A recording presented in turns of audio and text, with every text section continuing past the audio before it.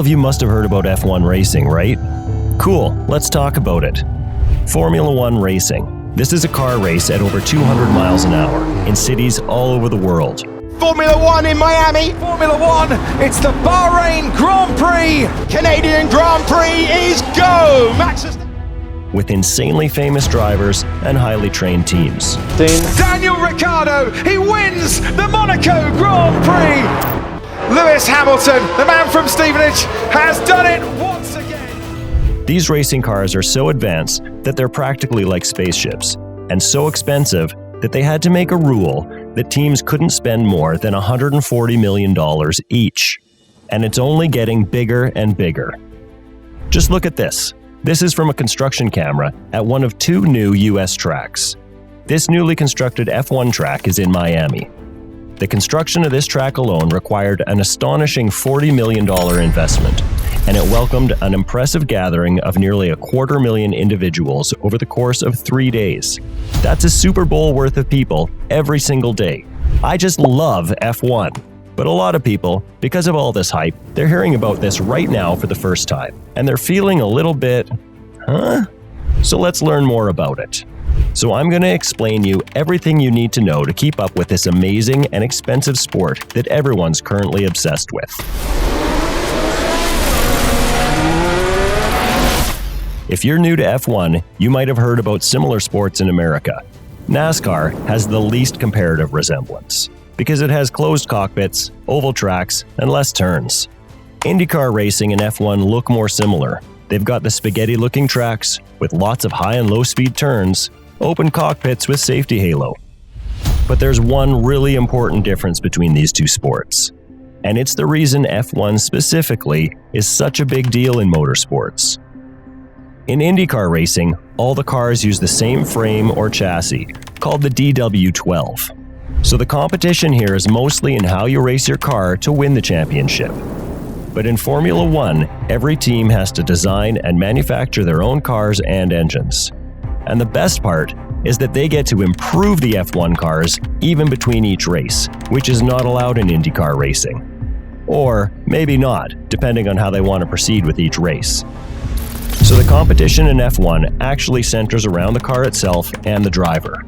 Not just how you race it, but also how each team builds it, and rebuilds it again and again and again until they reach optimum levels of efficiency.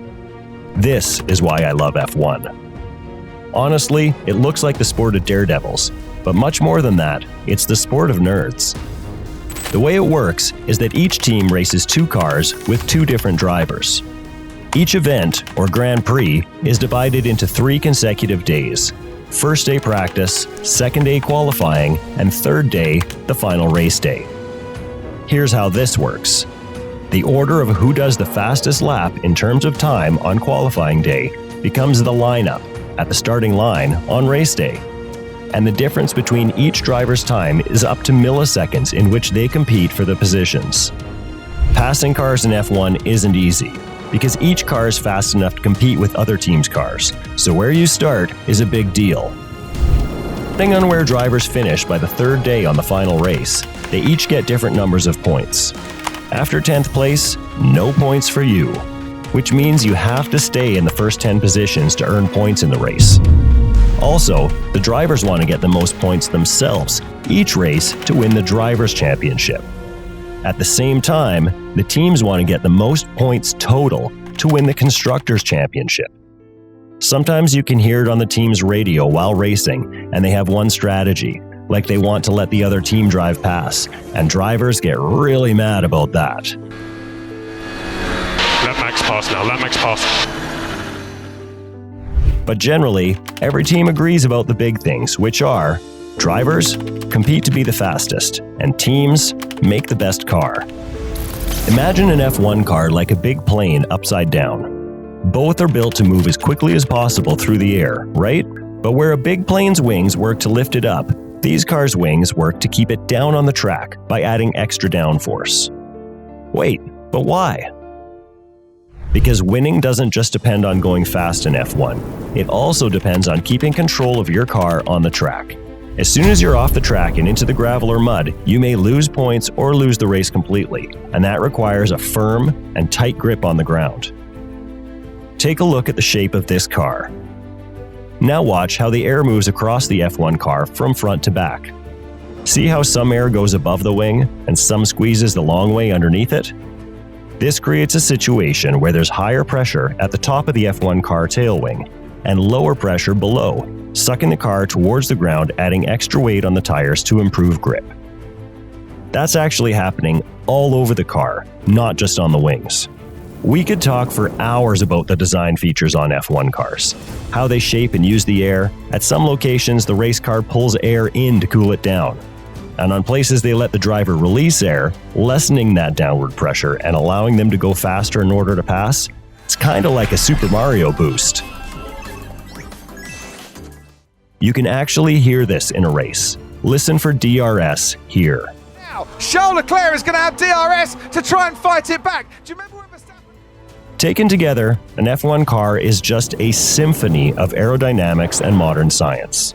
You can see all the teams perfecting these cars over the years, understanding the need for wings and taking advantage from it to beat the other competitors. Adding them, changing the shape, pushing our understanding of aerodynamics to shave off just fractions of a second. Hundreds, sometimes thousands of people work on this, all for one team. So, how much does this cost? F1 teams don't really want to share the details here, so there is a lot of speculation. But they're also companies, and some of them have to file their financials somewhere. What I learned is that running an F1 team costs anywhere from $95 million to $425 million. Ooh, that's a lot of money. But the year after they filed their financials, F1 instituted a new rule saying that all the teams will only be allowed to spend $140 million. So these reports are going to look a lot different for this next coming year. Still a lot. No matter what, F1 teams spend a ton of money. So, what do they make? Do F1 teams make money? These reports I found online show that an F1 team makes approximately nothing. They run surprisingly close to break even. Red Bull, for example, made $230 million in revenue, $229 million in costs, and they ended up with approximately $1.2 million in profit in 2022. This is in pounds, so that's about $1.5 million. These aren't the wildly profitable companies that I was imagining. So why do they do it? Well, look at this. This is the Ferrari annual report. Our brand image depends in part on the success of our Formula One racing team. The racing team is a key component of our marketing strategy. It's advertising. They use F1 to sell other stuff, whether that's luxury sports cars or a sports drink. Red Bull gives you wings. I mean, in terms of entertainment, F1 is incredible. But a lot of people do feel that it's somewhat wasteful. It's kind of crazy to think about how much work we, as a species, put into entertaining ourselves in every way possible. But I think what makes F1 feel particularly interesting for some people is the technology element here. All these engineering miracles and all of this energy being spent on 20 fossil fuel-reliant cars makes people wonder sometimes if that energy might be better spent elsewhere. But F1 is more than just entertainment. It's better thought of as actually one giant experiment. F1 pushes every aspect of engineering to the extreme. So what do you need to create to compete at this level, to keep control of the speed over 200 miles per hour, and to keep the driver safe in these conditions? The idea is that the technology they build ends up trickling down to all of us non-race car drivers. In short, the road cars. But my question was, is this actually true? Or does it just sound good? Or maybe it's a marketing gig? I wanted to find examples of specific car parts that were developed for F1 that ended up in my car. But the more I dived into it, the more complicated it got. People often talk about paddle shifters, for example. But those were actually developed decades before F1. F1 teams just made them better.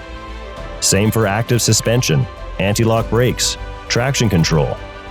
What I found that F1 was less trickle-down and more flywheel.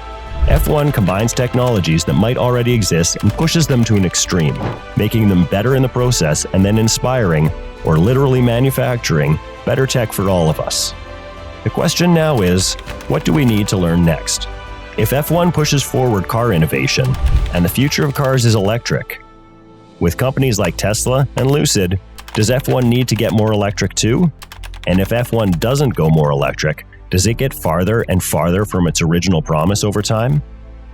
Now you're up to speed. You can watch a race, you can enjoy it with your friends, and you can also speculate like the rest of us where it's all gonna go.